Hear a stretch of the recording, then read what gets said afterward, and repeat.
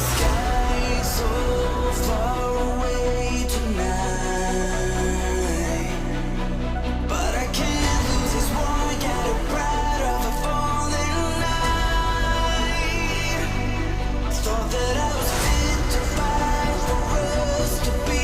You gave me life for loving me. Tell me, where did we go so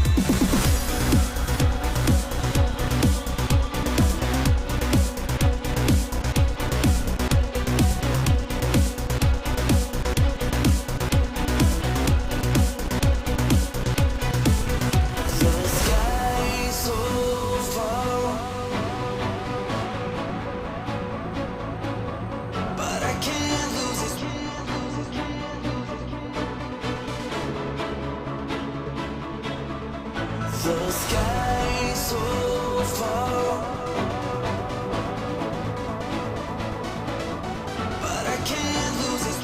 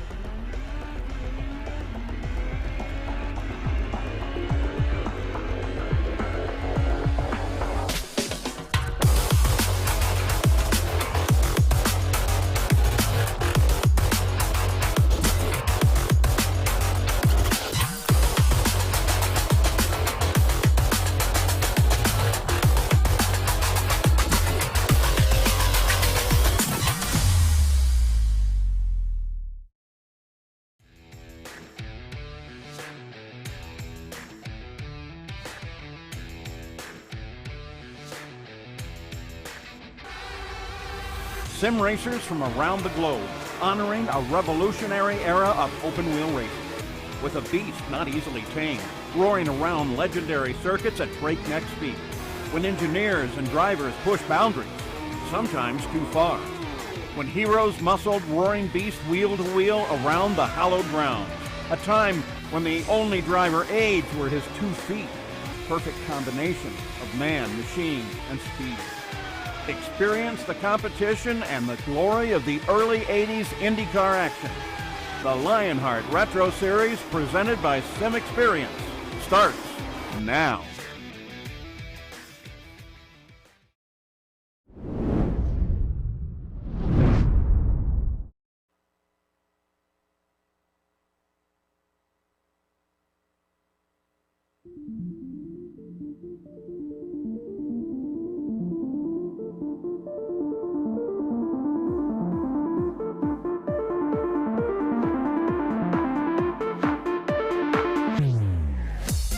It's been Sage Karam domination in the Lionheart Retro Series with 3 back-to-back victories, setting a championship marker for the season. We head north of the border for the first time to the tight and twisty Canadian Tire Motorsports Park. Corners here bear the names of legends like Sterling Moss and Mario Andretti, and with Sage Karam missing the action today with real-world commitments, who will write themselves into Lionheart history books at the SimXperience Grand Prix of Mosport presented by Clipping the Apex. Hello and welcome back to racespottv and continued coverage of the Lionheart Racing Series. My name is Arjuna Kankipati and I'm joined for today's action by the one and only Jonathan Burke, with TV cameras provided to us by Esteban Ballo and TrackCams22.com, with additional car cameras provided by RaceSpot's own Tyler Maxson. You can head on over to Timing 71 to follow along with live timing and scoring from today's event using their world-class suite of data analysis tools. Let's dive straight into our HyperX pre-show, because the Lionheart Racing Series is powered by HyperX, makers of premier gaming gear like the legendary ultra-comfortable Cloud line of gaming headsets. Whatever you play, however you play, HyperX knows we're all gamers.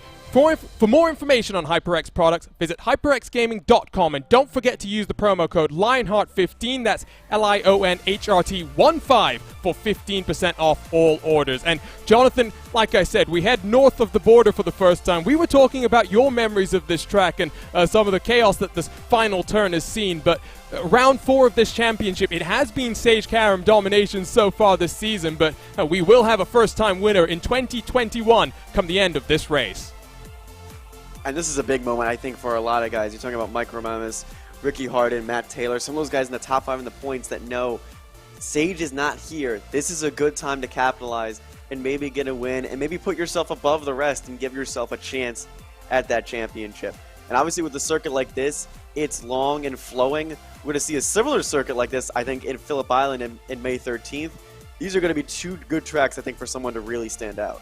And of course, we've had a 2-week break. The next time we are back after a subsequent 2-week off, we will head to the Pocono Raceway, the Tricky Triangle, your neck of the wood, Jonathan, for the first of our Triple Crown races this season. Let's take a look at the drivers' standings presented by SimXperience and the AccuForce Pro V2. It is Sage Karam that enjoys almost a 50-point advantage at the top here, but like mentioned, opportunities for the likes of Rasmus, Harding, and maybe even Taylor to make some positions up here. And in a championship, Jonathan, that has a lot of rookies in it. We've seen a lot more of them up in these top 10 in the prior couple of weeks, but you still got 3 of them, Matt Taylor, Nick DeGroot, and Danny Roberts. It's always good to see newcomers to Lionheart making an impression very early in the season.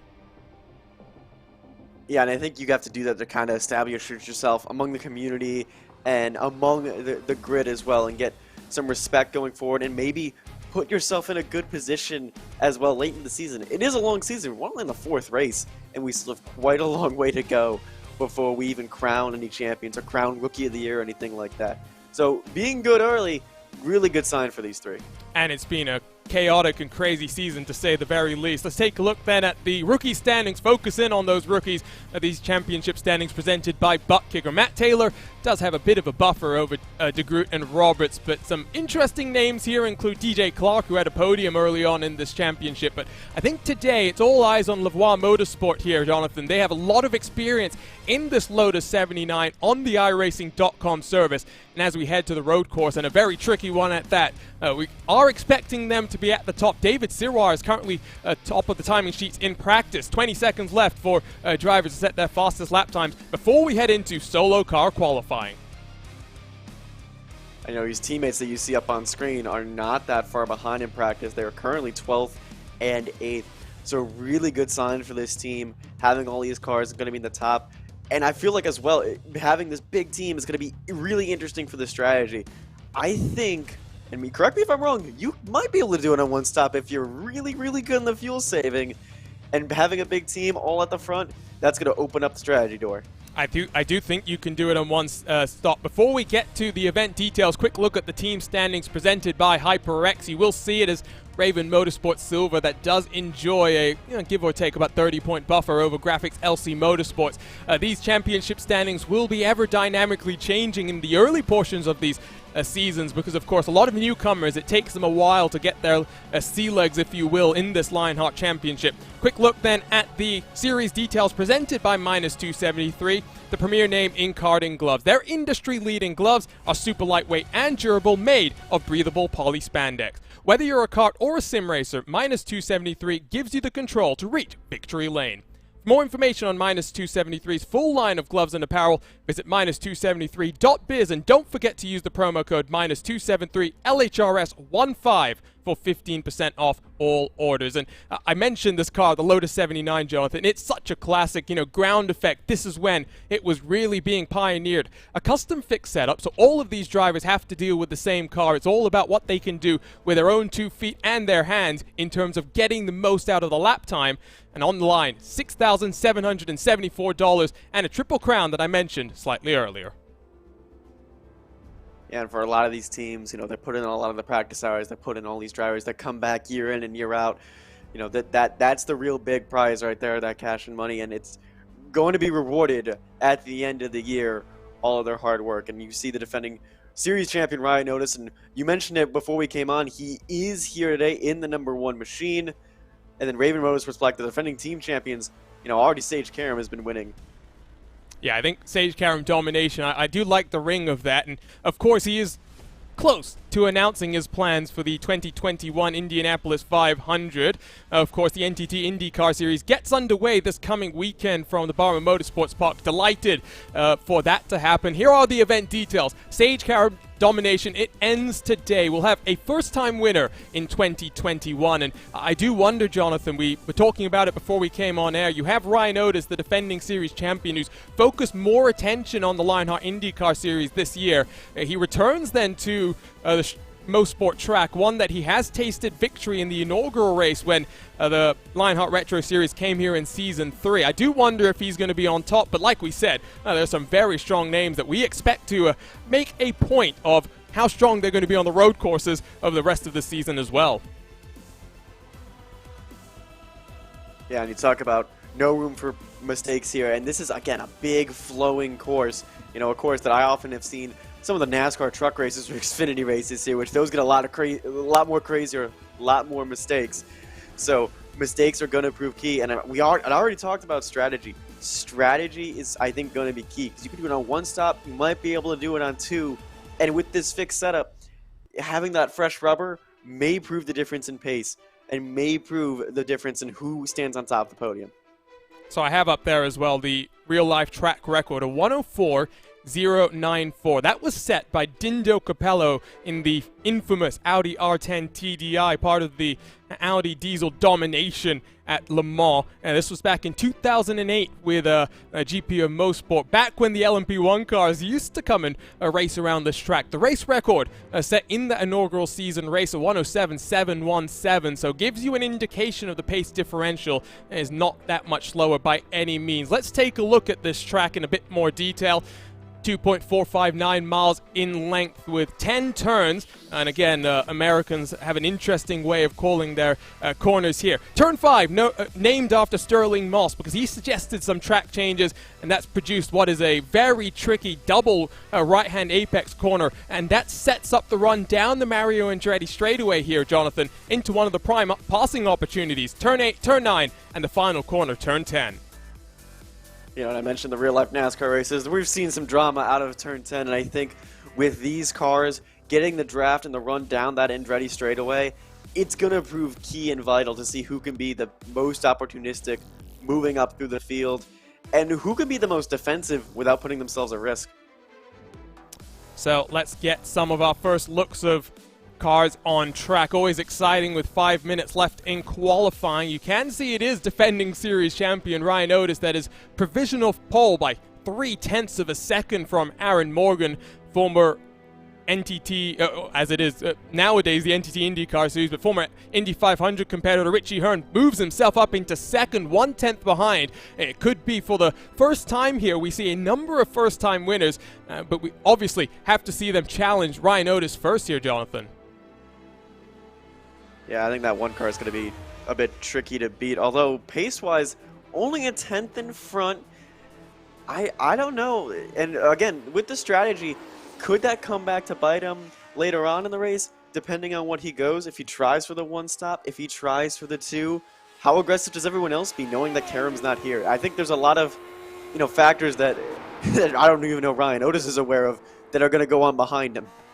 Lovely look on board here as you see just how tail happy this car can be, getting the power down through turn 6. Now you go through turn 7 as you work your way into turn 8. This is what I was maybe having a little bit of a dig at, the corner numbers here, but obviously this will be one of the prime passing opportunities down into the S's. This first right-hand sweeper all the way to the inside curb here as you set up on the right side for a left-hand sweeper. Once more setting up all the way on the left. It's where Jonathan was alluding to some of the door banging that NASCAR has seen over the years. Also being home, of course, to some fisticuffs. I think about 4 years ago as well, Jonathan. I have that video saved on all of my social media just to kind of relive that moment of... I think it was hilarious, although I think in racing, probably frowned upon. And here we look at the Avatar racing machine in the 45. Now fourth. Look at how tail happy it is out of that last corner. Michael A. O'Brien, who is relatively new in terms of the Lionheart Retro Series, rookie, but is a very strong competitor. Qualifying done for him. Who else do we have out on track? Looks like Ryan Otis still setting some, at least qualifying, race practice, excuse me. They get 4 laps here, Jonathan, and I think that produces an interesting dynamic because fixed setup is the same setup that the cars will be using in the race as well, so it's almost full on fuel. I think Ryan Otis right now, sorry, we're watching Dustin Wardlow, I think just cooling the tires down to maybe build up for his final run here. Yeah, maybe that, or just kind of testing the feel of how the tires feel after they've had a little bit of wear on them, or maybe even go through a heat cycle. Obviously, if it's a fixed setup and we're having the same setting as the qualifying and the race, you kind of want to know and take some notes of how that car felt after those first few laps. Because I really do think here, these first 2 or 3 laps are going to be key. Everyone's going to be bunched up and grouped up together. We already see here David Soros getting on this tricky pit road. It's going through that flowy section of the S's. I do not doubt there will be a mistake coming into pit road. Yeah, it's one that I've seen as well on the iRacing service, a number of mistakes happening. It does look like, though, for the most part, cars are done with qualifying attempts. You still got, of course, Ryan Otis out on track. We're watching Matt Taylor in the black HyperX machine. Still got Covey Moore, who is in 30th position. Only 33 cars in the field tonight, so a little bit smaller in terms of numbers. But lap traffic will likely be a factor here, Jonathan, because the pace difference between first and 30th is about 1.4 seconds as Covey Moore goes up into 27th provisionally. Taylor once more using a little bit of the gravel on the outside and getting sideways. Comes across the line with a 108.938. Doesn't count, though, because he's already done all of his qualifying lap times. But getting back to the point at hand, I think lap traffic, especially through the pit cycle here, Jonathan, is going to be a massive factor. Yeah, especially if people go off strategy and people do, different 2 stops, or people just go for that 1 stop, it's going to be a big factor. Also, like, this course is a little over 2.5 miles. That's not that long for some of the road courses here, especially with how flowy it is and how tail happy we've seen some of these guys. If mistakes happen and it spreads out this field, I think by like lap 10 or 15, we might see a few guys in the danger of getting lapped early. Let's jump on board with Matt Taylor then with 60 seconds left in qualifying. Ryan Otis has called it quits and come down onto pit road for his own pit entry practice. In through 8. Wonderful visor cam that we have courtesy of RaceSpott's own Tyler Maxim. Look at the speed that Matt Taylor carries in through these final couple of corners. Still doing 154 clicks here, which is in an open wheel car like this, very much a scary factor. The newer versions of this track in the real world, Jonathan, have a bit more runoff area, so you have that safety factor. But here there's all grass, and I think attrition might be key. Yeah, because I think the fastest way around here is just holding as much speed as you can and really getting a handle on this car. Again, it's a flowing circuit, this circuit. So you got to really keep, your arms at the wheel. You got to keep tugging at it. And hopefully these drivers will survive. Hopefully we'll see most of them survive to the end of our journey. I'll be excited to see all 33 finish.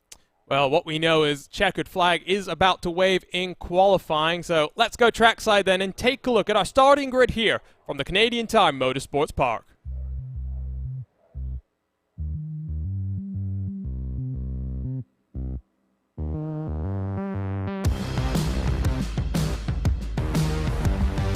And on pole position, it is the defending series champion. He stepped away from full-time competition in this series, but with Sage Karam away, Ryan Otis on pole with a 108.598. On his outside, Mike Rasmussen in the Graphics LC Motorsports car, just over 1/10 separates the front row of the grid. You got Richie Hearn on the inside of row number 2. Michael O'Brien, watch out for the number 45 for Avatar Auto Racing. He'll line up on the outside of row 2. David Sirois for Lavoie Motorsports. Watch out for the French outfit. Lots of experience in this Lotus 79. Aaron Morgan, though, has been feisty this season. He'll be on the outside of row 3, looking to make his way through the field.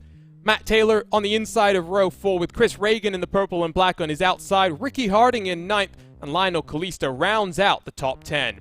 Chris Fowler in 11th, Alex Guyon, another one of the Lavoie Motorsports drivers in the 08 on the outside of row number 6. He starts in 12th position. 13th, you've got Dustin Wardlow, Raven Motorsports silver driver, of course, leading these team championships. Outside of him, you got Paul Slavonic in the wood-colored and wood-trimmed Riding Shotgun Motorsports number 78. Georgian Saldo, the series organizer, he'll line up in 15th position with Chris Staples on his outside in the 96. Caleb Benke in 17th position, and Trevor Malone rounds out row 9 on this grid. DJ Clark podium in the opening race of the season, but it's been a bit more difficult for him on the road courses. He lines up on the inside of row 10. Isaac Snyder in the pink and blue lines up on the outside to complete the top 20. Craig Forsyth in 21st, Ariel Alanis in 22nd, Paul Jenkins in 23rd, with Danny Roberts in the all-red machine rounding out the top 24 cars. Mike Rigney, Chris Lanini, 25th and 26th. Covey Moore and Jean-Francois Matt, they're back on row number 14 with motorsport.com rider Nick de Groot starting back in the pack and with some work to do back in 29th. Look at how close some of these cars are as well. Just hundredths of a second separating the back here with Robert Mikes on the outside of that row. Thomas Lovelady, Tom Dreiling, and then Gary Corley, the final cars that did not set qualifying lap times. And that was a look at your butt kicker starting grid. Jonathan, some quick predictions from you because the cars are rolling here. Ryan Otis starts on pole. Who do you think is going to take the victory here? I want to say the defending series champion Ryan Otis, but I have a feeling that maybe that 70 car of Richard Hearn might be able to pull it out.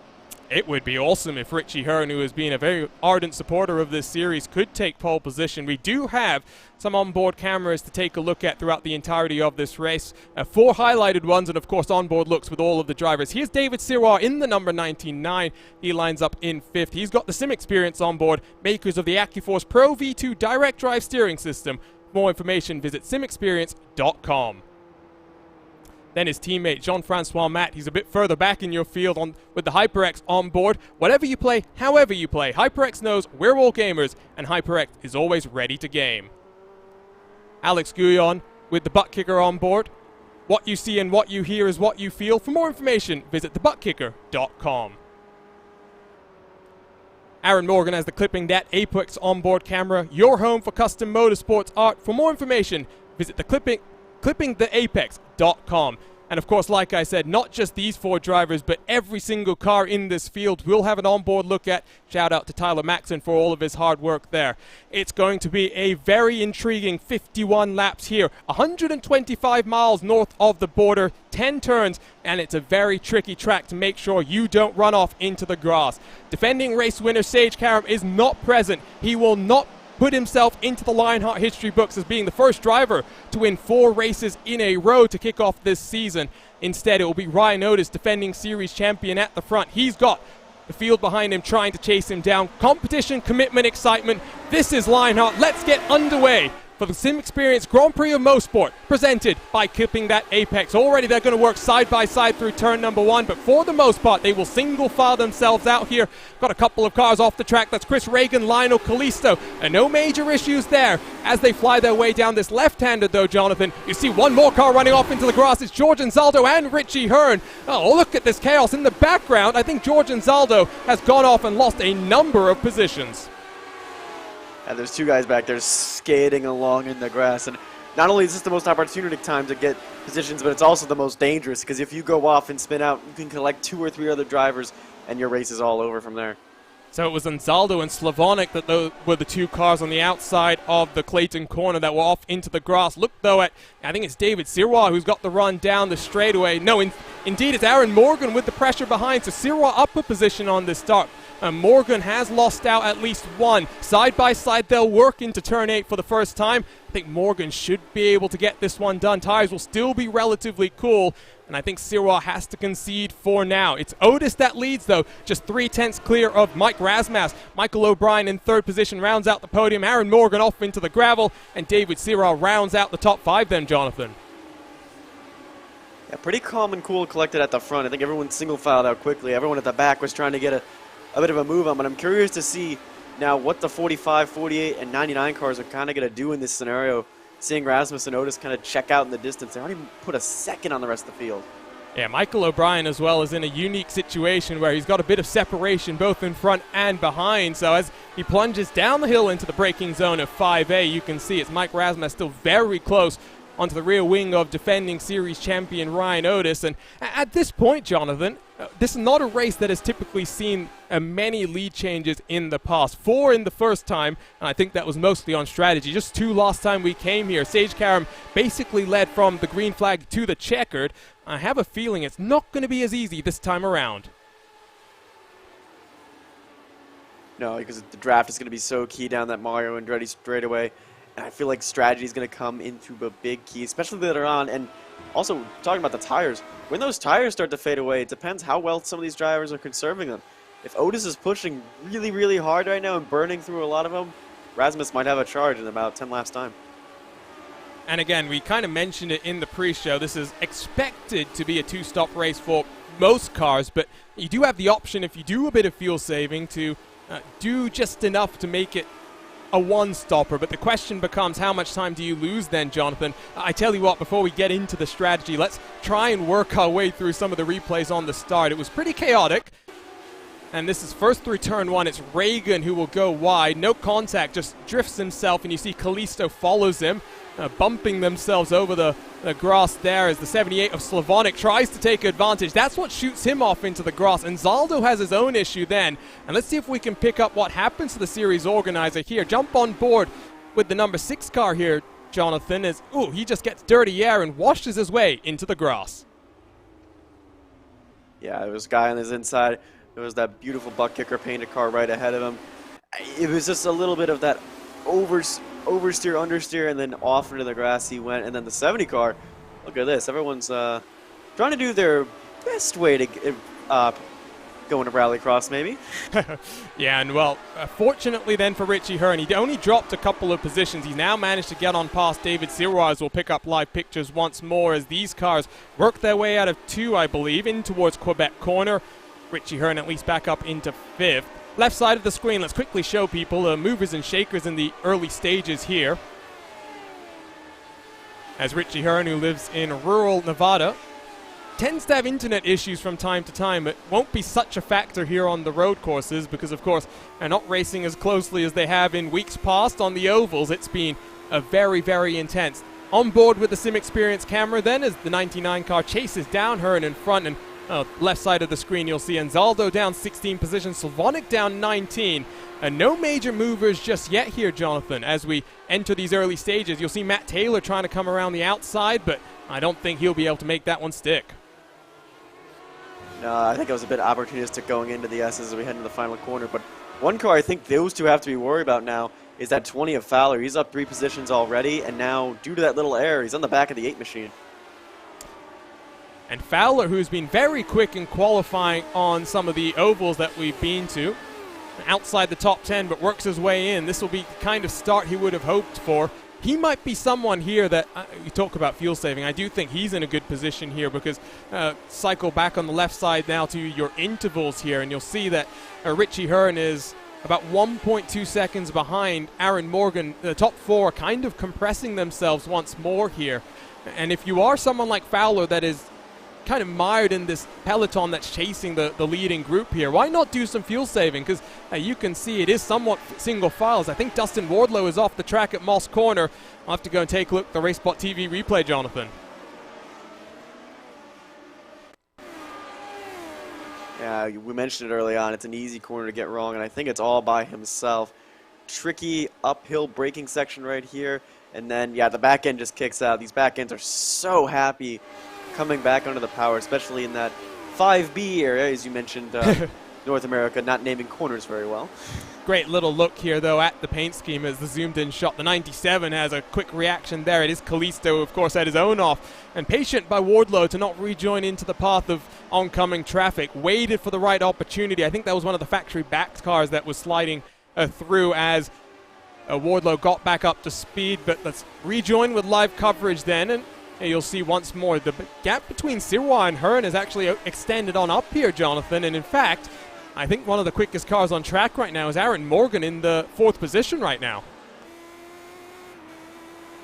Yeah, last time by, he was only 2/10 off the 2 leaders, and I think this 48 car is sniffing a podium. He's got a big draft right here on O'Brien, and they might get a little dicey into the S's, but it's early on, so I think Morgan is going to be wise and not try a dive. He thought about it, though. I think he thought about it. That drop down that straightaway is significant enough that it would appear as though that we might see that being the primary opportunity. There are moves, by the way, happening further back in the pack. It's not like I think it's impossible to pass, but it does require, I think, some dirty air. There's a good look down the main straightaway at just how close some of these cars are. Great flying shot as well of just how much speed they carry in through turn 1.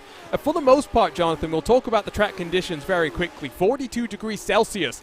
We don't always see drivers taking tires. Not sure if we'll see it either today because you've got the very old bias ply, style of tires, and they do tend to last significant portions of this race. And even with the relatively warm track conditions, we might see the tires surviving that long.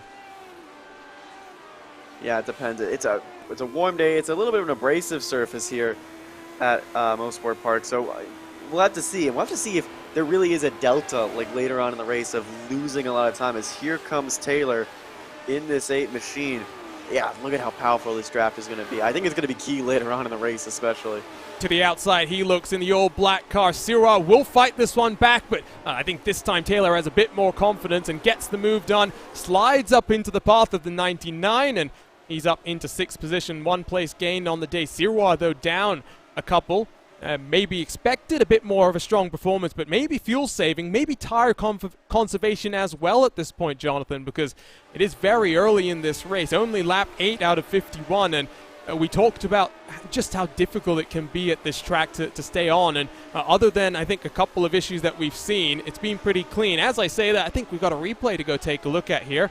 So let's go spool up our RaceSpot TV replay machine. Ooh, Tom Dreiling gets onto the grass there, and very fortunate to hang on to that one. Just I think a little bit of the rear tire. No, we're going to have to right come back there. to live picture. Sorry, I'm seeing a big crash on the timing screen right now. In fact, we'll have to go to the replay first. It's Sirois and Hearn coming down into Moss Corner. I think Richie Hearn has the issue by himself first.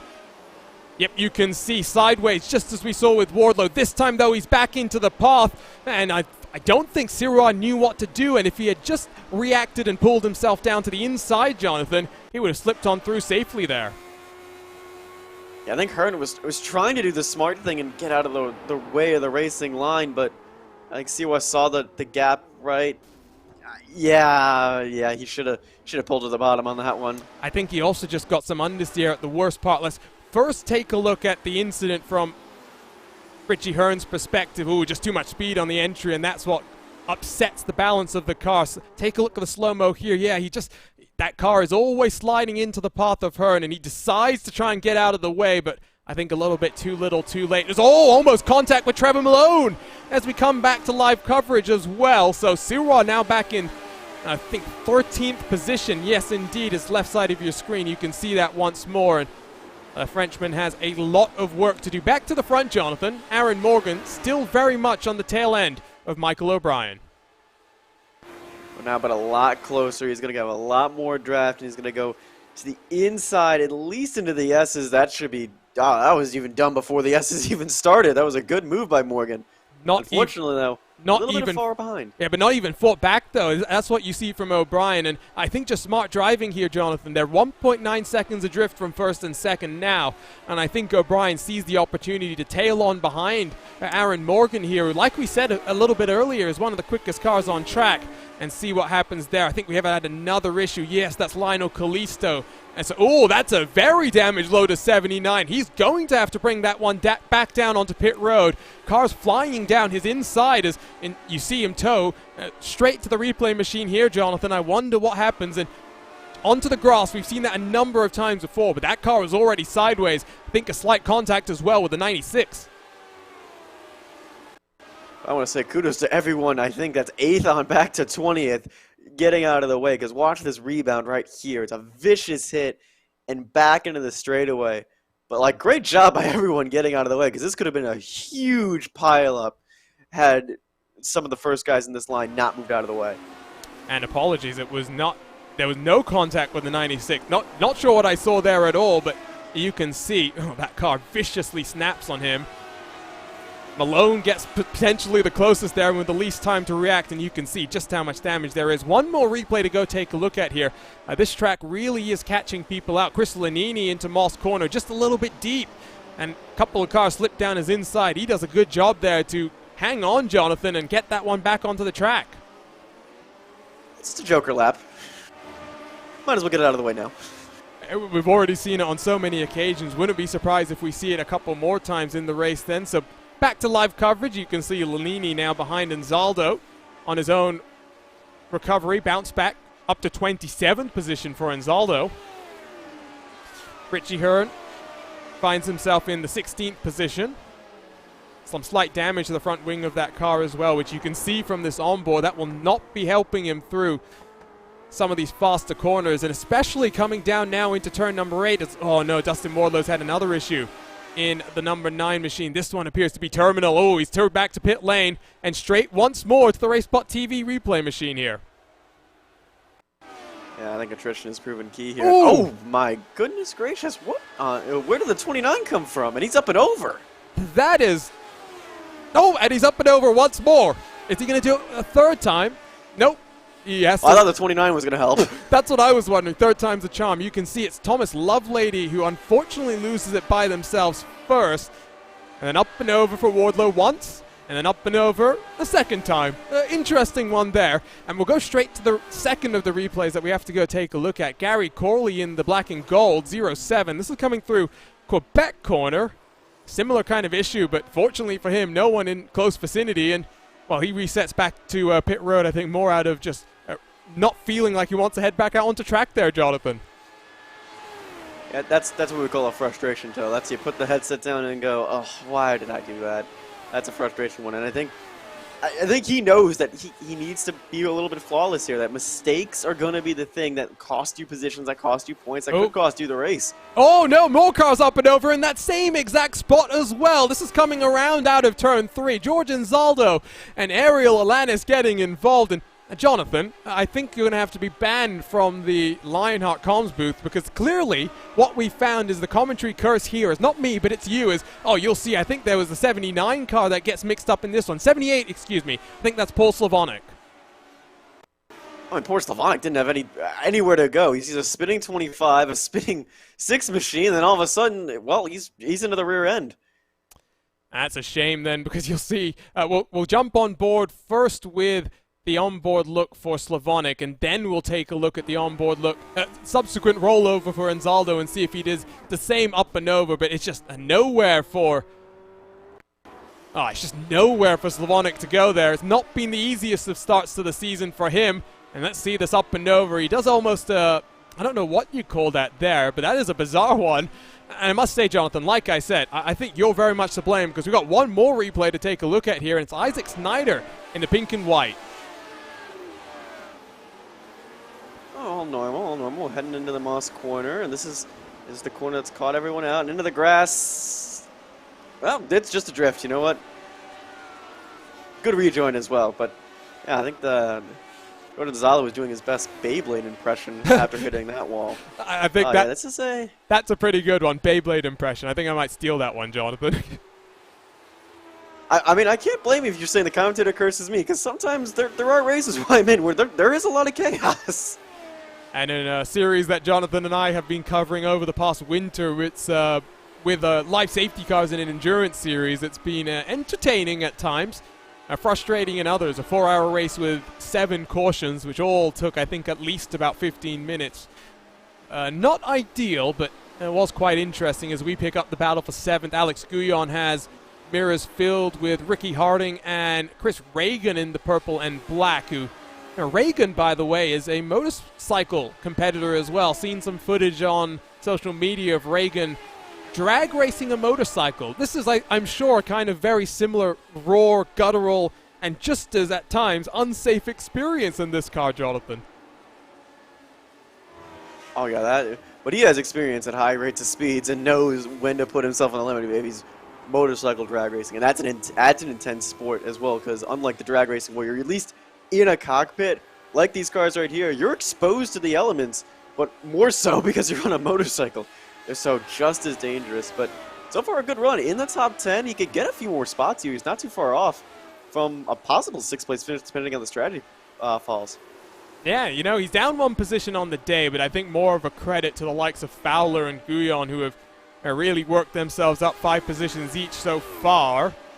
I must say, it's not been as much action at the front, and there has been passing further back. Of course, a number of cars working their way up through the field. I think Richie Hearn has just passed Craig Forsyth in the pink and silver, still nursing that damage. No, I think, in fact, Danny Roberts has gone and passed Richie Hearn, so just that damage may be hurting him here, but you'll see the train of cars that's formed up. David Sirwa looks to the outside of Caleb Benke as we go side by side down this straightaway.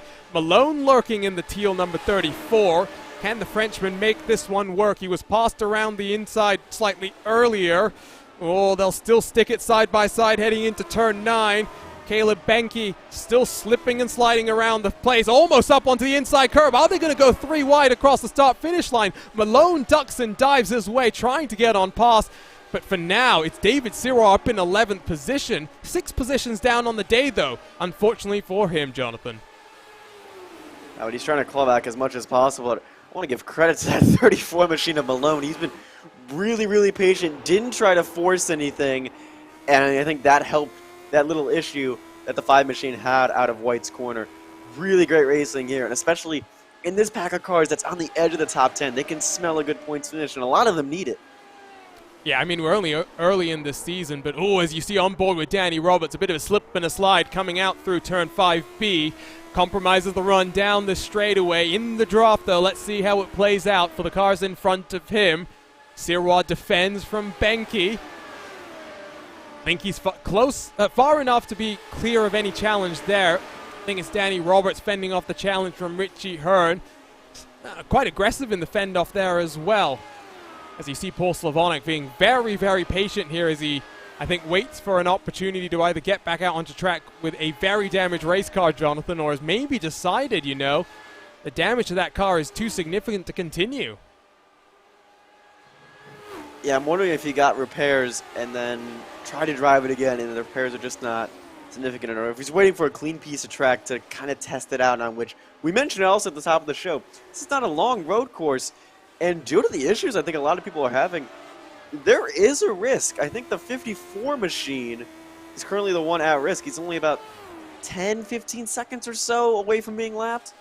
Look at the damage to that car, though, Jonathan. Even after, 3 minutes 40 seconds of repairs for Paul Slavonic. I mean, that car is very much in a sorry state. 4 laps down, and no matter what he does, I think, unfortunately for him, this is going to be just recovering and garnering what points he can. In fact, no, he's going to pull to the side of the track and reset onto pit road, and you know what? I do not blame him. We'll pick up the battle, though, on the edge of the top 10. It's Benke and Sirwa still side by side. For now, Sirwa in front. This is incredible, Jonathan, and the top 10 are very much separating themselves out, but then 11th on back, you can pretty much throw a dragnet over them right now. You know, a lot of these guys come in like the top 10 in points. You know, Malone is just on the outside of it. Reagan's right at 10th. Like, some of these guys just want a good finish and want to set themselves up for later in the race as well. They want to get towards that top group and maybe see if these guys are going to fall off and if you can chase them down. Oh, I like this shot as we'll plunge down the hill into Moss Corner. See if there's a slightly different line being taken from the various cars. Oh, Benke just sends momentum into the corner, as does Richie Hearn. They'll keep it, though, single file for now. I think Craig Forsyth might have picked up a little bit of front wing damage as well on the left-hand side of his car, but down the straightaway they'll go. Don't think Benke is close enough to try something this time around, but oh, that draft is powerful. Forces the Frenchman to try and cover the inside. Benke, I think, very wise. And the reason you don't want to fight too hard right now, Jonathan, is these guys, every single lap, are losing a couple of tenths of a second to the cars up the road right now. Yeah, and that's why I'm almost concerned about those guys fighting, because they're on the outside of the top 10 right now, and they need to set themselves up for something later in the race. And look how spread out the top 10 is, too. They're not fighting. The closest battle is between Hardin and Reagan, and that's 8th and 9th, but the rest of the top 10, there's like a second, maybe two between them. So it's going to be hard to chase anyone down, especially later on in the race. I'm just taking a look. Gap between Morgan and O'Brien is almost up to 3 seconds right now, as I think Ricky Harding has gone off track. Let's go and take a look. Yes. Oh, and through Moss Corner once more. It really is not taking any prisoners in today's race. And one more RaceSpot TV replay to go and spool up them, Jonathan. See if we can pick up what happens to the 7. Jump on board, runs a little bit wide, and you know, that car pitches around in a very favorable way. He does not lose as much time as he could have there. No, just the Moss Corner Joker lap. However, the concerning thing now is Ricky Hardin is now right in front of that giant train from 11th to 16th that has been oh so feisty and angry. So I think that might have been the worst place to come out in for the number 7 machine. One more replay, and what's more, it's the Joker lap as you've termed it now, Jonathan, as I think Isaac Snyder has a bit of an off-track excursion in the 13 car, maybe unlucky 13, at least for today's race. Pick up live pictures once more and jump to the front of the field. Tell you what, let's talk about Michael O'Brien very quickly here, because he is our SimXperience driver profile, and you can see only 3 starts in the season, and it's not been the easiest run at all. But the pace is clearly there, Jonathan. Very quick in qualifying and practice for today's race, and very much in a hunt for his first podium in the Lionheart Retro Series today. Yeah, 3 starts, only a best finish of an 18th so far, but I think the road course pace is really, really showing right here. You know, we saw him fast in qualifying. I noticed in the practice sheet as well, he was really high up there, and I'm trying to look for him in points, and I was like, oh, he's far down in the points. Like this, he's had to have some issues and stuff like this throughout the season, but I think this could be a real momentum changer here if he stays in this kind of top 10 scenario, and we'll see how he develops as well throughout the rest of the season.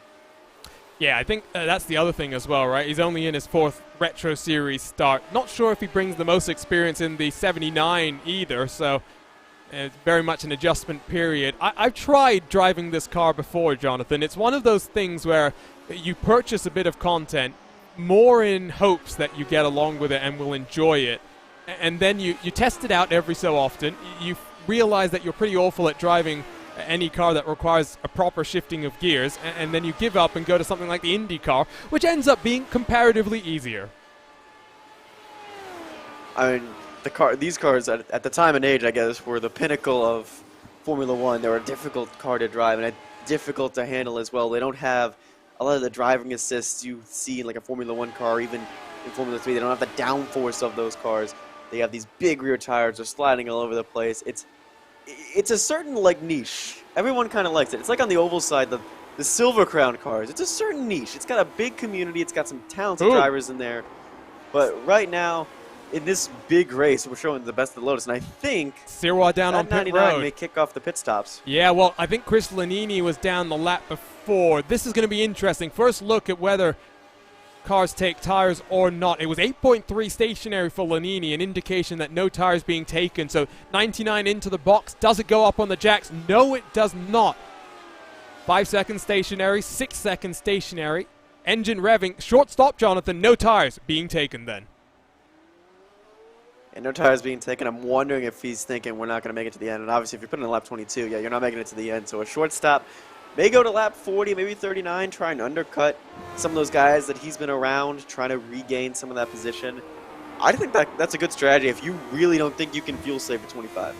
And interestingly here, Jonathan, lap traffic, we thought it would be a factor. Didn't think it would be this early in the race. The number 29 of Thomas Lovelady just up the road as we ride on board with second place Mike Rasmas through that second corner, the left-hand sweeper that you first climb up and then plunge down the hill. I do think if you are Mike Rasmas, this is an opportunity. Gap down to 7/10 as we go down into Moss Corner. That gap is very much being compromised as Ryan Otis fends the dirty air of Thomas Lovelady in front of him. He's trying his best. He got around that 29, but it compromised his corner a lot, and it almost compromised that 68 car on the exit. Did you see how sideways he got? He held on to it, though. That's the important thing. Gap now under 7/10 of a second. Well and truly in the draft as well, and that will very much bring the 68 back into contention here. And we did say slightly earlier, it's not a race that has necessarily had the most lead changes. Never had a repeat pole sitter, so we've already ticked that one off the bucket list because Ryan Otis, after taking pole in Season 3, has done it in Season 5 as well. And he's into the pit road. So as I'm looking down at my stat sheet, Ryan Otis, Aaron Morgan, they blink. But interestingly, Mike Rasmas stays out, as does Matt Taylor. We now have to wait and see, Jonathan, if they're able to extend it a couple more laps than these guys here. If they can do it then on an effective one-stop strategy. Well, I think the biggest concern, I think, and this is why Otis came down, is that he saw that lap car. Change for the net race lead as Morgan gets out in front of Otis. Not sure what happened there. It's a very short stop from Morgan. He has gone for track position, Jonathan. 6.6 seconds stationary, and Otis comes out in front, behind some lap traffic here. Oh, there's a car going off in the distance. It's Danny Roberts. It's Danny Roberts. He's off hard into the tire wall. He's straight down onto pit road. Terminal damage. And we'll go straight to the RaceSpot TV replay if we can. Ooh, that rear end is already stepping out right in front of Trevor Malone. And we'll take one more look at it then from the onboard look here, Jonathan. That could have been disastrous for our two net leading drivers because they were right behind us as well. Oh, that was such a heavy impact. And then just didn't get slowed up before the tire wall either. So Rasmas is down on pit road then this time around. So don't think, Jonathan, he's going to be able to extend it. Now the question is, with Morgan in the net race lead effectively, where does he cycle out in comparison to Rasmas?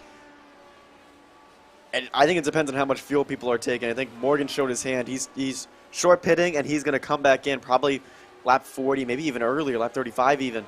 8.7 seconds stationary then for Rasmas off of pit road. He's still, though, in the race lead because Morgan has been chopped up behind lap traffic. That's Caleb Benke in the 5 car down the hill. They throw themselves at speed as well. Oh, this is a really high commitment track, and I think Morgan is getting frustrated that he's lost out on a potential chance, to challenge here. Rasmas in the Katzberg seat then, Jonathan. He'll have the shortest stop come the end of this race.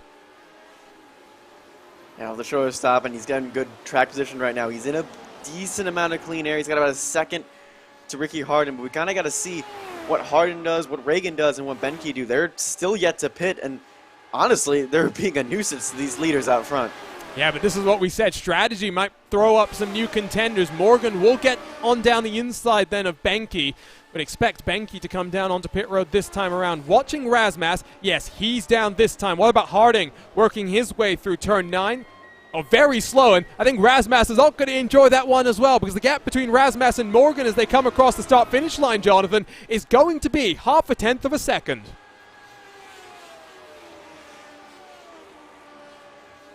Yeah, now this is going to be the time for Rasmus to stretch his legs, show what pace he has, or maybe this is the time for Morgan to show what he has. With that one car right now behind you, I think you got to take the advantage because the one has been the dominant one. Pit road, my goodness, is it a big place right now as well.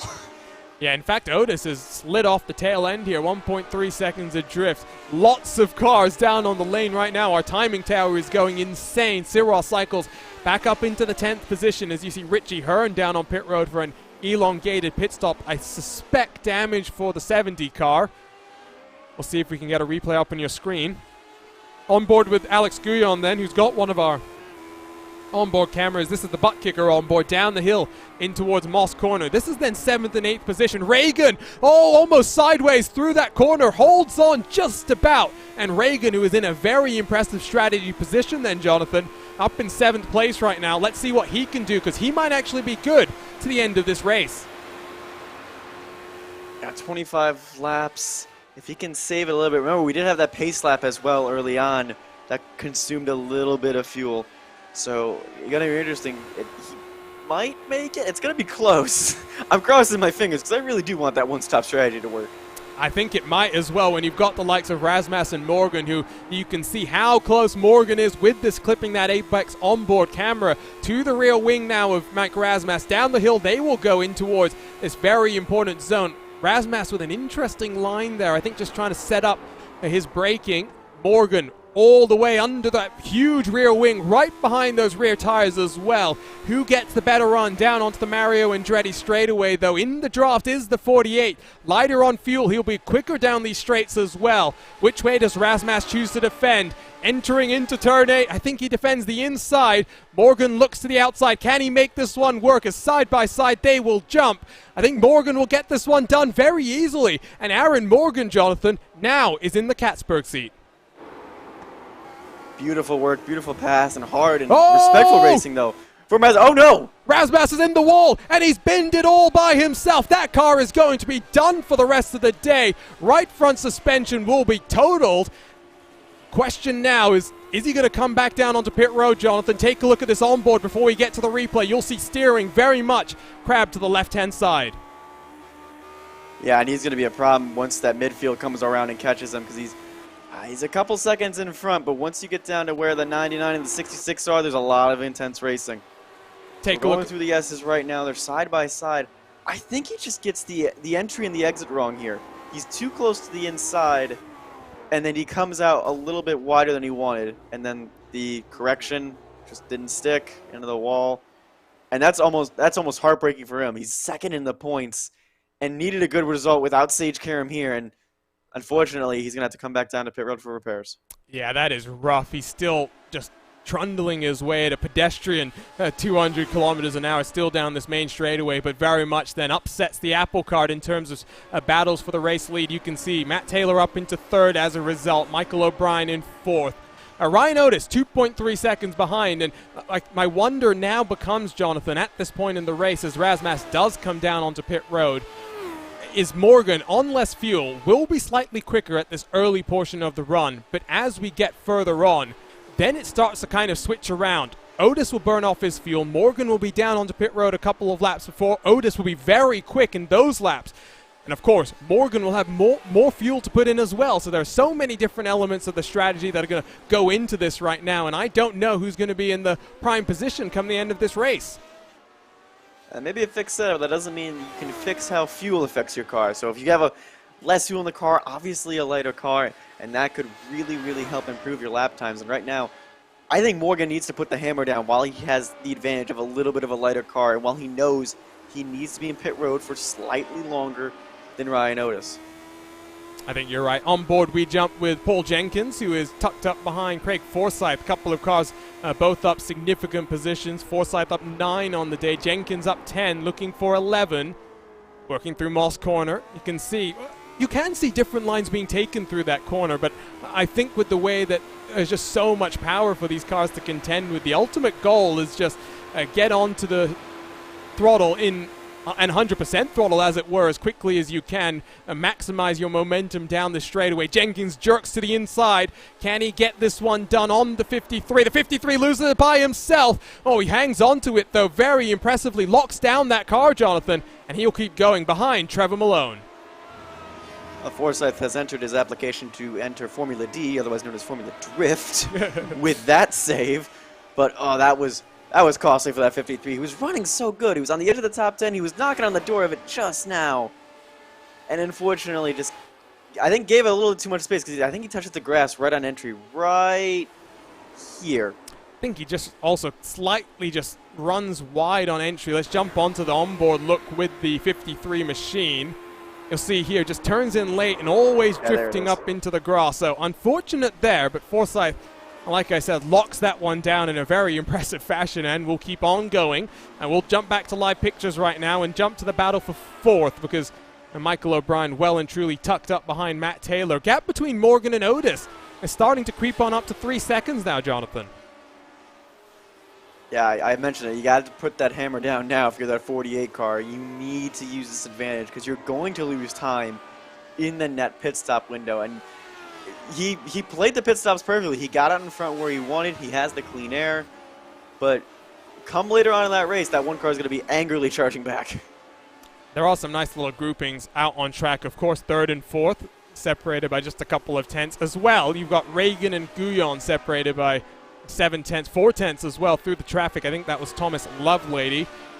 Lap 31 of 51 here, so cars working 6 and 7 laps respectively on their stint lengths, and I'm not sure in terms of how many cars it is that are capable of potentially doing this on a one-stopper. Of course, Reagan is in the prime position. Ricky Hart and Caleb Benke, they're also only 5 laps into their stint, Jonathan, but it's going to be close, and maybe the relatively worn track conditions here is helping that. It has cooled on down to 39 degrees Celsius as we see Guyon getting on past Reagan there. That implies to me that fuel saving is front and center on the mind of the number 19 right now. Yeah, I think to make that strategy work, because you know the main fuel window was about 23, 24 laps, so okay, I needed to get at least to 25. Now you might have to get to 26. And that pace lap, yeah, it consumed a little bit of fuel, but not as much as a normal racing lap. So you're going to need to save a bit more on this stint than you should have. And it's going to be a bit harder because everyone's going to be spread out. You're not going to have the advantage of the draft in certain areas. The fuel saving is definitely on that 19's mind. And I think for him, it worked pretty well. He's jumped up a few positions, he gained some time, and I think at the end of the day,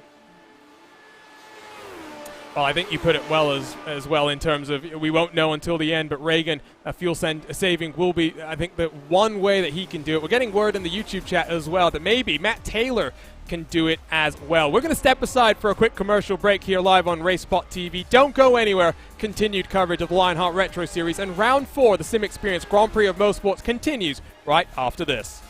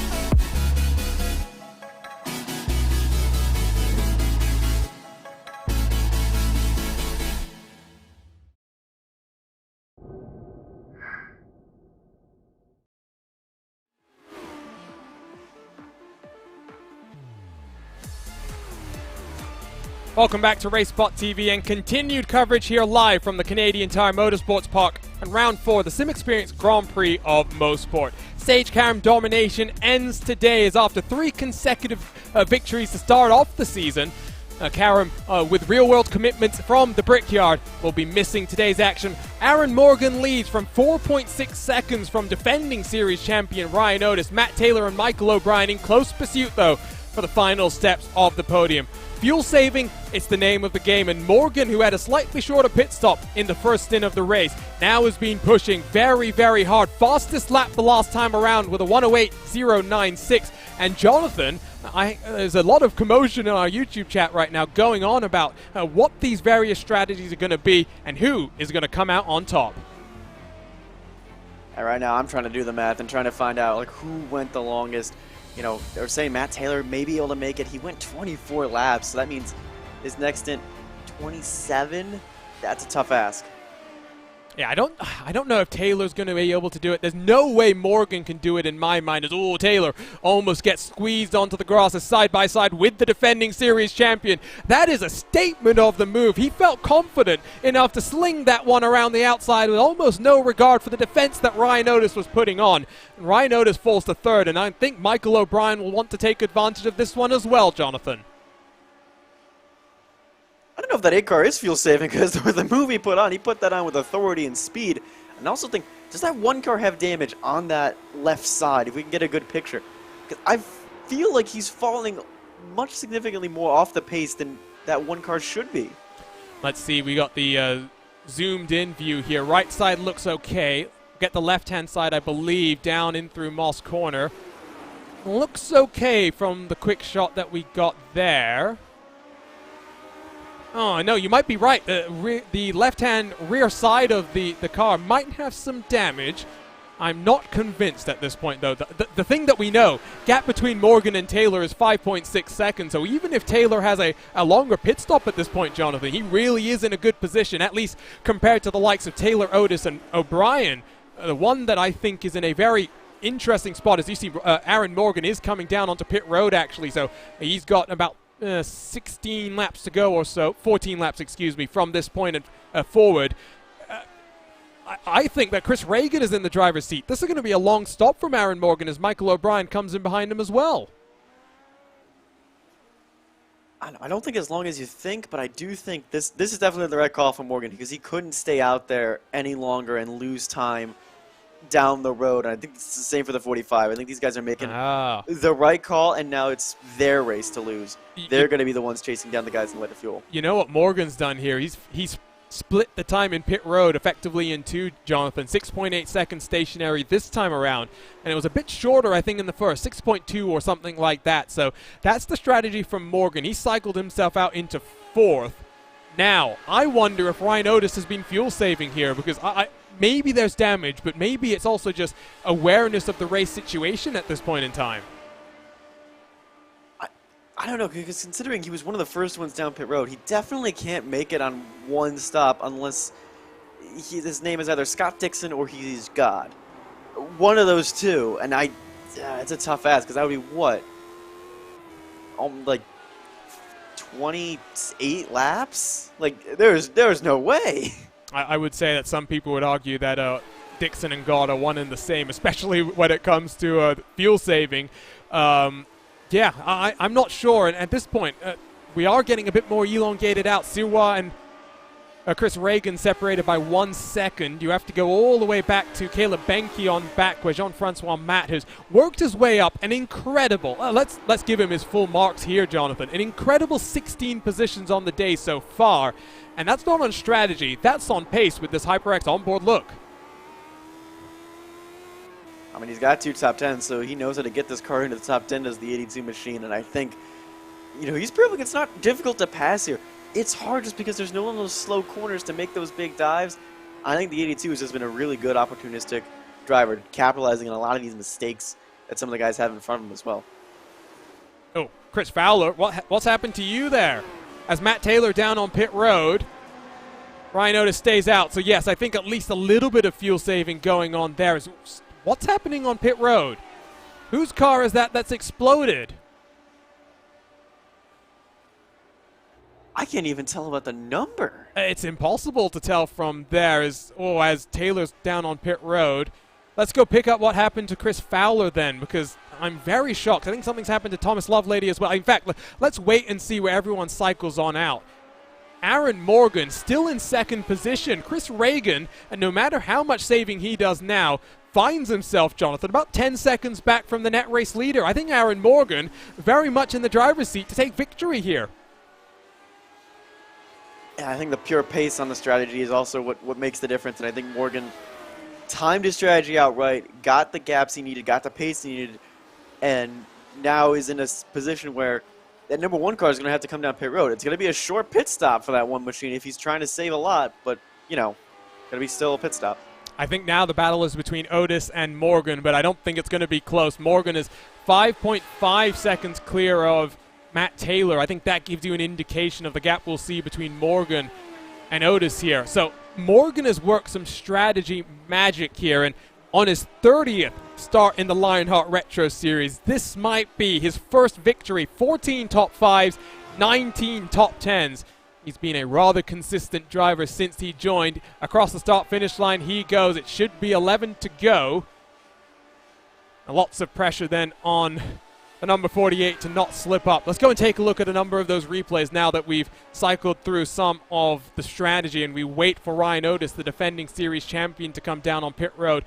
And he's just getting the power down. He noses it. Fortunately, no damage there as well, Jonathan. Locks it down in time, but loses a bunch of time. I'd say about 10 seconds lost here. And thankfully, he's up towards the front where the gaps are pretty large. But for Fowler, that's a 10 seconds he didn't want to lose because O'Brien's now only 3 seconds off of him. Moss Corner, I think, has claimed another victim. Thomas Lovelady, with the pressure from cars that are trying to lap him from behind, goes, you call it the Joker lap. I think that's the longest Joker lap we've seen today. Tom Dreiling as well, a victim of Moss Corner. And that's Isaac Snyder behind him. I think the first time that we've seen someone actually do a 180 and come to a stop like that. I think, by the way, Jonathan, you found it out. I think you're right. It was the 9 car, Justin Wardlow, that was smoking on pit road. Of course, he's been there for a very long time. I'm wondering if he tried to refire it and the engine just kind of expired on it as he tried to pull out a pit road. But I think Moss Corner is going to go down in infamy as like the Ivor Series round a few rounds ago at VIR where the Oak Tree Corner claimed many a victim. Yeah, no, I mean, it's just, we did say it had the potential to be very much the prime difficulty as we ride on board with Malone, very sideways as Benke is equally sideways in front of him. They'll fly their way down in through turn 1 as it is 11 laps to go this time around at the line. Still waiting for Ryan Otis to come down pit road. He will give the race lead back to Aaron Morgan. And I think Ryan Otis might actually cycle out closer to the likes of Michael O'Brien than Matt Taylor, so he might be just on the edge of the podium positions as well at this point as Chris Lanini down on pit road, Jonathan, as we are entering this portion of this race where we thought it might be the one stop that works, but Aaron Morgan has found something in the way that you can game pit road, and he's found the track position as well. Yeah, I think you're right. He divided down that pit road time. I think he minimized how much time he needed to be on pit road and try to maximize his pure pace he was getting out of the car. I think brilliant strategy call so far by the 48 because remember early on in this race he was down 3rd position. It seemed like he was kind of just going to be fighting out for the edge of the podium. Left-hand side will once more cycle through the positions gained midway through this cycle run. You can see it's Jean-Francois Matt now up into the top 10, up an incredible 18 on the day. That is slightly assisted by a couple of cars that have come down onto pit road, so he might cycle back down to about 12th or so. Robert Mikes up 16, Nick de Groot up 13. He didn't enjoy the first road race of the year as much as this one. Watkins Glen not as kind to the motorsports.com rider, but the top 15 is on the cards and now competing in multiple of the Lionheart series. Once more jump on board with the 34 down through Moss Corner because he's looking very feisty now, Jonathan, on Caleb Benke. And again, Malone, in points situation-wise, he sits in 11th. It's not the worst thing in the universe, but he has no top 10s to his name. And it's so close. He just has to pass Benke, and he gets to that 82, and he gets that first top 10 of the season. And he's trying for it. He's going for it now. Pulls to the outside as does the Teal 34. Benke able to hold on, though, on the inside. This might be a battle that rages on, I think, till the very end of this race. Ryan Otis still out there on track, but coming down and up as it goes as well, because that straightaway is not flat by any means. Down in towards the final couple of corners. This might be getting towards the lap, or does Ryan Otis run this drive? The Lotus 79 has a tendency to become a bit of a rocket ship when you're low on fuel.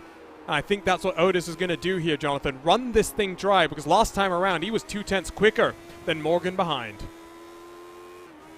It's only 300ths off his fastest lap, and now he's 0.4 off his fastest lap. So that was a bit slower that time. And I think Morgan might be a bit faster. It takes a little bit for him to get across the line. Let's see. I think that was also maybe traffic. You saw there was some cars behind him as well as Morgan across the line this time, a 1:08.3. So indeed, Morgan this time 0.4 faster compared to the race leader right now. Morgan in the driver's seat heading into these closing laps of this race. And we are on the cards then for another new winner here at Mosport. Ryan Otis, if he can get on the podium, would be the third podium he has at this track. And I think that gives you an indication of why, Jonathan, he is the defending champion. It's obviously, though, most of his focus on the IndyCar series this time around. Not going to see him defend that championship. I think Sage Karam very much in the driver's seat as we head out of the Canadian Tire Motorsports Park. Yeah, it's tough to see some of the top guys just not, perform as well as I think they wanted to, or maybe not get the win and make a dent in Karam's lead. We see Taylor's at least up fighting for the podium position, so that should help out as we see this buttkicker Red Bull-inspired car has had some trouble. Ooh, there's going to be some damage as well that's forthcoming. Ricky Harding gets away with one as Chris Staples up and around there very briefly in the number 96. One more look at the replay with the onboard, Jonathan. Get a better look at the hands fighting to save that car. It's a good thing Ricky Harding has yet to come down pit road because a change of pants will be required along with a splash and go of fuel because that was a hard lick as well. I mean, I don't know if that car is going to be able to make it to the end because he's up pretty high with Staples. And now here comes Benke in the 34 who've been fighting aggressively through a section that you don't want to catch a slow car. I would suspect maybe that car down onto pit road this time around. No, he stays out, so he's going to have Benke and Malone bearing down on him, trying to get past, and significant damage as well. Be interesting to see what's going to happen here. 7 to go for your leader Ryan Otis, who is 16.1 seconds clear of Aaron Morgan. Does owe us a pit stop as we're watching the battle for 9th position as Benke will come around the outside through Quebec corner. Bold move to try and make that one stick. Will open the door, I think, for Malone. Benke does get the move done. Malone's going to try and get through on the inside as well, heading down the hill. Tucks back into line for a moment. Got a bit scared there, but I think I know why. Got Alex Gouillon bearing down here, Jonathan. I think Malone is a bit concerned about what the Frenchman can do. I was a bit also concerned if that 96 was going to come across his front because I think they were thinking about heading into Moss corner and he realized going on the inside of turn 4, going to be on the outside in Moss corner, and then that door is going to shut. But now he's going to have a big run down the straightaway. I think the damage on the 96 is clearly hindering him, not just through the corners, but down the straights as well. Car's bobbing and sliding its way through these final couple. Does he come down onto pit road? No. It would be the opportunity, I think, to come down. Staples is one of the cars that has been out there for one of the longest times as Gouillon does get the move done. And Gouillon, who has come down onto pit road as well. So 6 to go here at this 2.5 mile track. This is commitment. This is commitment to the strategy and to keeping that car out on the track. I'm surprised he hasn't been down. Otis down on pit road then, so I was waiting for him to blink. And like you said, it is a lot of commitment. You could see just how much understeer Staples is now having to deal with in the 96 car. There goes Otis into the box. Pole position. Where is it going to feed him out? Is Aaron Morgan already down in through turn 1? I think the gap back to Matt Taylor is already up at about 5 seconds. Taylor is flying through 1 as Otis gets up to speed off of pit road. Ryan Otis still has a chance for second position here, Jonathan. Yeah, but Taylor's going to fight for it. He knows the points in this case are invaluable, and this podium is going to be huge. And I think second to third place, it's also a pride thing. Taylor's been around a little bit. He wants to try and take a fight to the defending champion. Well, and for Otis as well, you talk about points. Taylor needs them. Otis does not at the end of the day. Otis would be contenders. Oh no, Taylor's off the road. I think for a second Otis almost followed him. How significant is the damage to Matt Taylor? He gets up to speed right in front of Chris Fowler. We'll spool up the replay in just a few moments. Follow the live action for now though, because down the Mario Andretti straightaway, it is Fowler with the draft. I don't think he's going to force the move this time around though, so let's go take a look at the incident and see exactly what happened there. I think it was just a little bit of pressure heading down into the braking zone there, and I think Taylor just felt a little uncomfortable, Jonathan. Yeah, he had a fast car with the draft behind. He knew he needed to hold on, and I think just goes in a little hot. Yeah, just a little hot. You can see it sliding. Goes for that Joker lap, and unfortunately, well, that makes this fight for the edge of the podium very interesting. There's now 3 cars all within a second of each other. Yeah, we'll pick up live coverage as Fowler gets the over-under. I think Taylor had a bit of a wiggle through turn 1. Oh, he's going to come off the track as well through turn 2. Michael O'Brien down the inside with no harm, no foul, but I don't think that car is looking content and settled. And we'll have to go take a look at another one of these replays then, Jonathan. Talk about a no good, very bad lap. Yeah, here we see down in through turn 1, he's got 35 in front of him for some dirty air. Oh, he just pushes wide with that dirty air in front. Fowler almost runs into the back of him and very nicely jerks to the inside just at the right time, Jonathan. Take a look at the onboard then from the 20 car. You might even need to listen to the throttle here because he's going to have to get out of it as soon as he gets out of the corner. Sees the car. No! Ooh, He doesn't lift out of the throttle either, Jonathan. That is, I can't necessarily use the words that I want to there, but commitment, cojones, to keep the foot planted and get up into 3rd position. You know what one Australian man who loves to drink shoey says? He got to send it. And unfortunately, however, Fowler has to come back down pit road. Yeah, that is unfortunate for him, and he, of course, did have a couple of his own issues as well, but commitment there. Now we know why, because he knew he still owed us a pit stop. 3rd position, then, it's going to be between Michael O'Brien and Matt Taylor with 3 laps to go. Fowler will cycle out in about 6th position, so not bad. And it drops to 7th as he finally gets off pit road and back up to racing speed. Down the hill, though, the 45, with Matt Taylor very much in his mirrors. Gap between 1st and 2nd, 6 seconds. Gap between 2nd and 3rd, Jonathan, 5.5. So really only focusing on this 3rd and final step on the podium in terms of fighting, because Aaron Morgan, Ryan Otis, they've just got to hold on now for a couple more laps. But it's now about how badly you want that podium between the 45 and the 8 machine.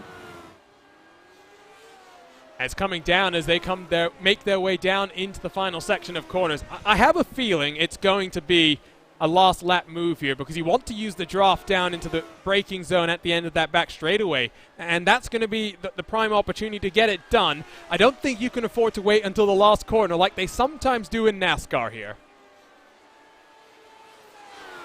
No, but how much do you really want to, risk it right now? If you are Taylor, you're going to be thinking about the points here. Rasmus is out. Harden's a little bit further down the order than you. You're trying to think, I think, big picture. Do you want to send it on a guy who's had 3 starts and had a very rough start to the season for this 45 machine so far? Yeah, do you want to send it and risk taking both of you out? Well, we showed the driver profile, right? Highest finish this season for the rookie, Michael O'Brien, is 18th podium. We said he was in for it, but he's going to have to fight for it. White flag will be in the air in just a moment's time as Taylor will go down the inside. Don't think O'Brien will fight this too hard, taking in mind what I had just said with that draft. And indeed, Taylor does slide his way up into the lead, into 3rd position, Across the line, though, for Aaron Morgan, 2.5 miles away from his first victory in the Lionheart Retro Series. It's been 29 very impressive starts so far. One more lap with some lap traffic in front. That's all he's got to contend with. Follow the battle for 3rd, though, Jonathan. They make their way through turn 1. Yeah, it's not going to be about setting this move up. We also should be concerned about those guys that have 1 stop. The 19, the 7, and 5th, and 6th. There's another guy, I think Malone as well, is on 1 stop. See if they can make it to the end. So coming through Quebec corner are the contenders for 3rd and 4th. Let's pick up the race leader then as he's through some of the traffic and down onto the Mario Andretti straightaway for the final time this race. It's been Sage Karam domination this season so far. He would have set history if he could have come to the Canadian Tire Motorsports Park and won here, the first driver in Lionheart Retro Series to win 4 races in a row, but instead, all eyes focused on Aaron Morgan, his 30th career start in the Lionheart Retro Series, 14 top 5s, 19 top 10s, and finally the elusive victory he's been searching for in the SimXperience Grand Prix of Mosport, presented by Clipping That Apex. Dominant display, conquered the strategy, conquered the track as well, came out on top. And for Aaron Morgan, he'll make his way into HyperX victory lane as a very happy man. Across the line then in 2nd, it is the defending series champion Ryan Otis, 2nd for the 2nd year in a row as well. Matt Taylor in 3rd, and Michael O'Brien across the line then in 4th. interesting race there, Jonathan. I will say it very much flew on by. I don't feel like 51 laps actually took place then. I mean, when there's a lot of chaos and there's a lot of action, when there's a lot of strategy going on, it all flies by. And for Aaron Morgan, this has got to mean something to him. He's had 29 starts. You mentioned it, 19 top 10s. He's only led 4 laps before this, and he's led, what was it, 20 of this race. Brilliant performance. Impressive. And, you know, this is a track where only 3 drivers have led laps in the past. Sage Karam, Alex Saunders, and Ryan Otis. Those are big names to put yourselves in and amongst, and Aaron Morgan on the road courses today has very much made a impression. We'll take a look at our final race results in a few moments' time, but we're going to wait to see Aaron Morgan do some donuts, burn the house down, and celebrate his first victory in the Lionheart Retro Series, presented by SimXperience.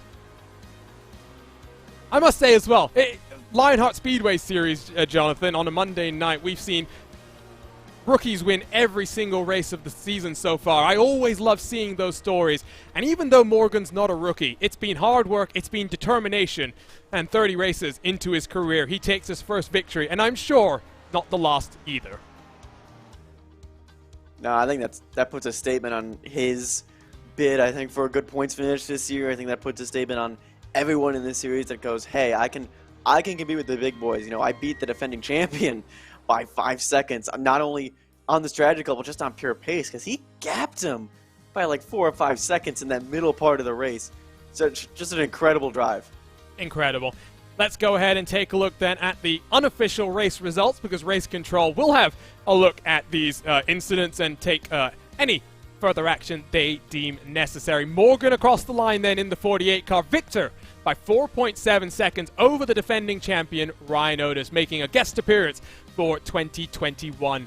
Matt Taylor makes it a very dominant display for the Avatar Order racing team. This is going to really shake up those team standings, with only one of the Raven Motorsports Silver's cars in the top 10. So Taylor in third, O'Brien in fourth.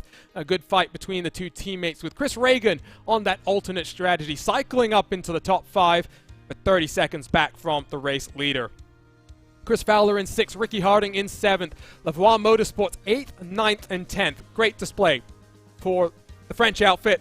We expected maybe a little bit more, but for the team that is very much new to Lionheart competition, they will work their way into this competition as well. Craig Forsyth in 11th, Caleb Benke in 12th. Very tough battle there between Benke and Trevor Malone, where Benke comes out on top with Malone in 13th. Robert Mikes in 14th, the final car on the lead lap, and then Isaac Snyder, Richie Hearn, DJ Clark, Chris Staples, Nick DeGroot, and Paul Jenkins round out the top 20. Mike Rigney, Covey Moore, and Chris Lanini, the final cars finishing on the lead lap, with Mike Rasmas in 24th, 2 laps down, alongside Thomas Lovelady in 25th.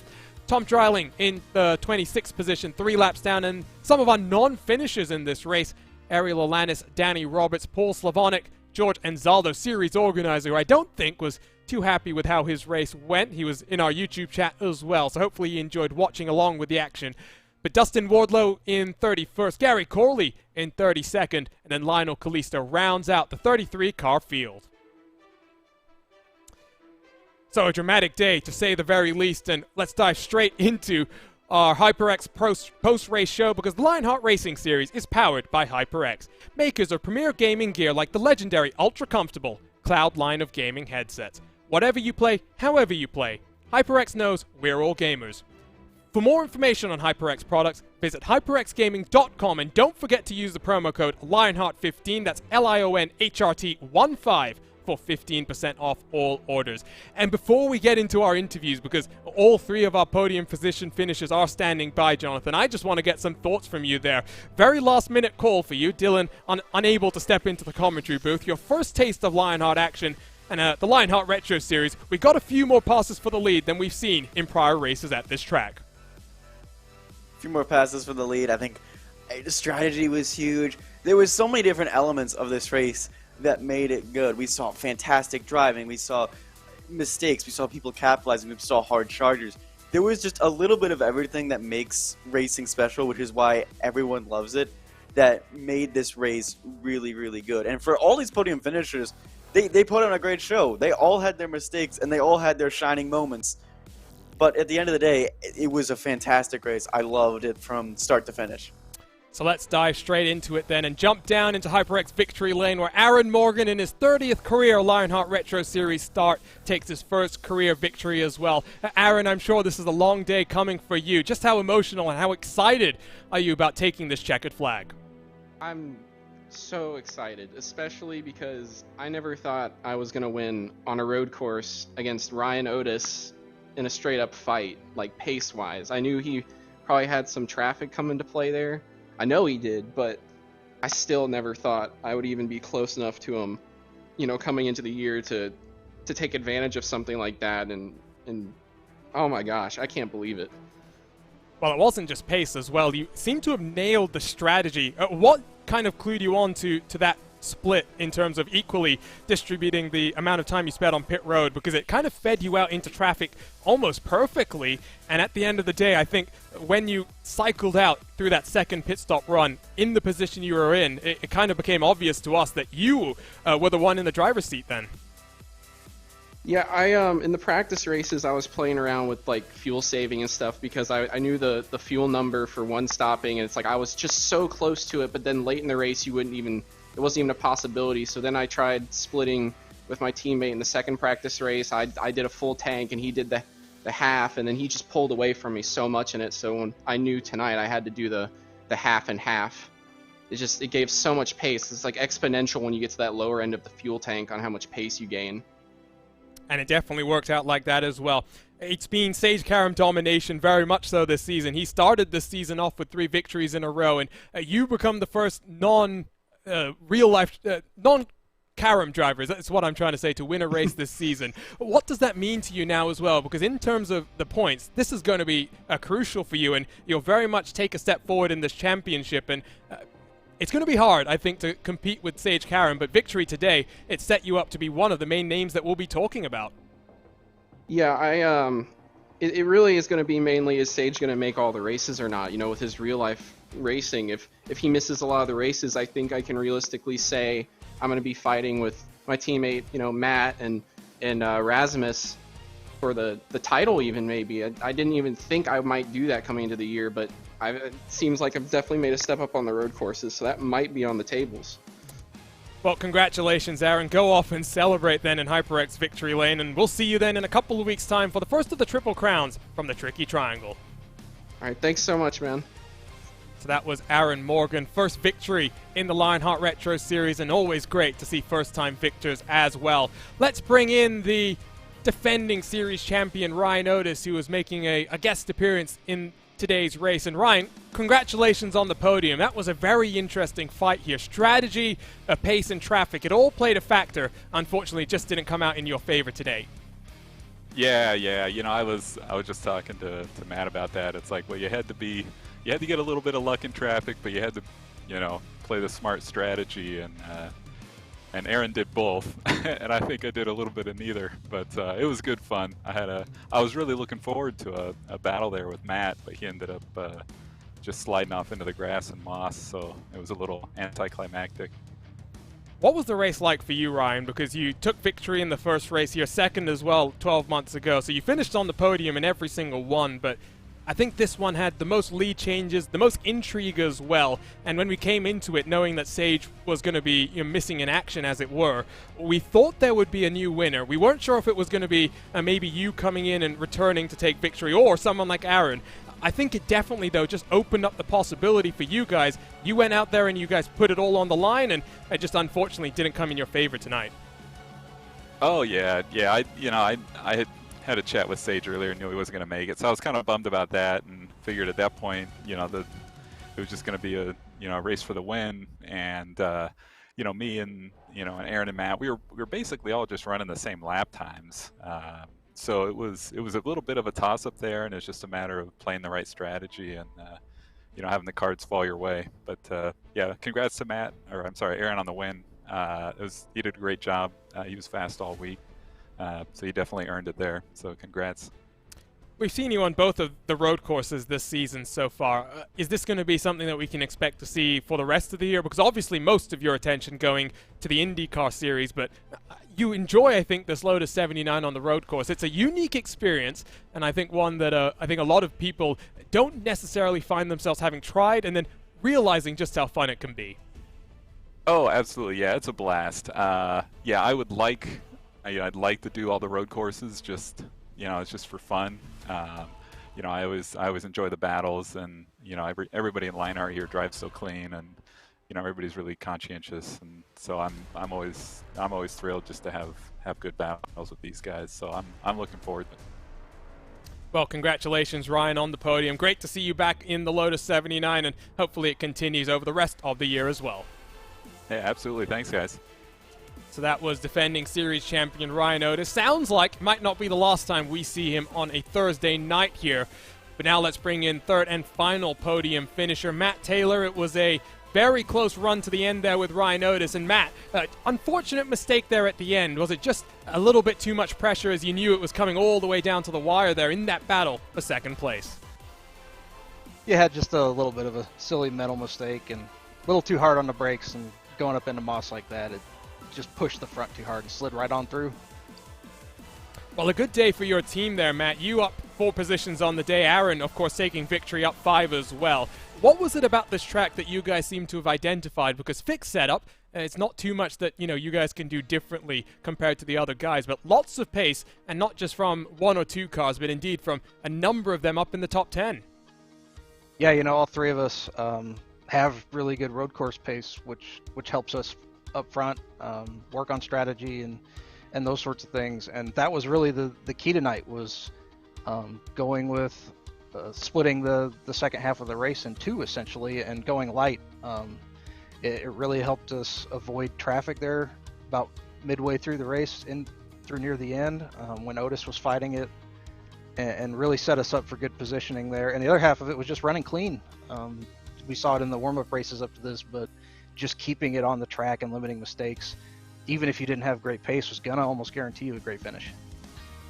Next time we head to Pocono, which I think is going to be its own kind of challenge as well. First of the Triple Crown races, how are you looking forward to that one? First time I've raced here, but I think it was one of the first Lionheart races I watched last year, and it's going to be a wild pack race, so it should be fun. I think you might also be moving your way up these rookie standings as well. How are you enjoying this Lotus 79? It's not, I was just talking about this with Ryan, not the most popular car on the iRacing service, especially when it comes to ovals, but it puts on a show, and it definitely looks like you guys have a lot of fun driving it as well.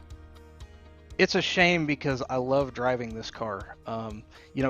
We drive the DW12 and the R18, and those are okay in their own right, but this is the only car you can just slide around, and it is just so fun when those tires wear out, the fuel burns off, and you're almost dirt tracking through these corners. It's really unlike a lot of other cars that we drive. Well, congratulations on the podium, Matt. We'll see you then in a couple of weeks' time from Pocono for, I think, what should be a very exciting race. Absolutely. Thank you, guys. So, podium interviews done then in the HyperX victory lane. And Jonathan, let's wrap up coverage here then and look forward to the future as well. 4 very exciting rounds. We finally have a winner not named Sage Karam. Kind of bumbled over that one when I was talking to Aaron, trying to get that out of my head. But heading to Pocono now. Tricky Triangle. After that, it's Phillip Island, Mid-Ohio. Then the big one, Indianapolis, the Brickyard. And as we head into the month of May, 2 of these Triple Crown races coming up in very quick succession. It's something drivers have to focus in on. Yeah, they're 2 very, very difficult and very, very chaotic ovals. Pocono, it's going to be a lot of pack racing, but Pocono is definitely not a track that you should take lightly. You should get practice. You should get as much practice as you can with packs and moving around, because one little mistake you can take everyone out with you. And then in June, we go back home again to Indiana. That's going to be really, really exciting. But then we have to remember, these 2 road courses in the middle of this oval stretch here could also be really, really fun to watch. Phillip Island, a very similar track to this one, and then Mid-Ohio always puts on a good open wheel show. And if people haven't watched the 2020, sorry, I'm still trying to forget that the last 12 months happened. Go and watch the 2020 Lionheart Retro Series race from the Indianapolis Motor Speedway. They were 4 wide at the end. It was awesome. I cannot wait to get to the Brickyard and call some of that myself.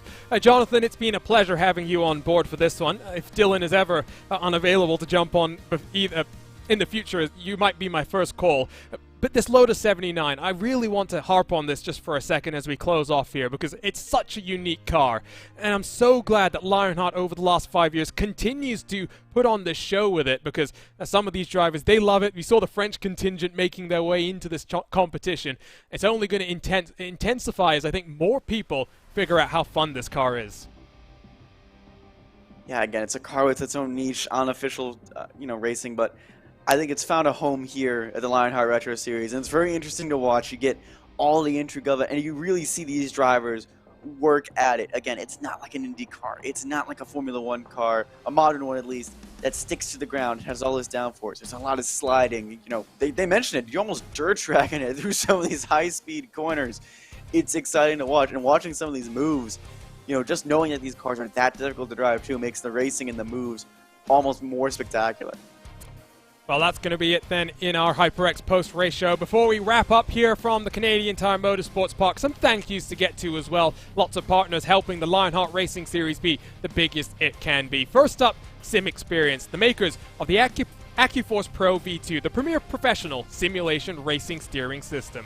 The key to its incredible realism is the groundbreaking direct drive motor control system, providing a driving experience that's second only to the real thing. For more information on the entire SimXperience ecosystem, visit simxperience.com. The Lionheart Racing Series is powered by HyperX, makers of premier gaming gear like the legendary ultra-comfortable Cloud line of gaming headsets. Whatever you play, however you play, HyperX knows we're all gamers. For more information on HyperX products, visit hyperxgaming.com, and don't forget to use the promo code Lionheart15, that's LIONHRT15, for 15% off all orders. For sim racers, the buttkicker Gamer 2 or Simulation Kit adds the missing driver-to-car connection, providing more realism to your sessions.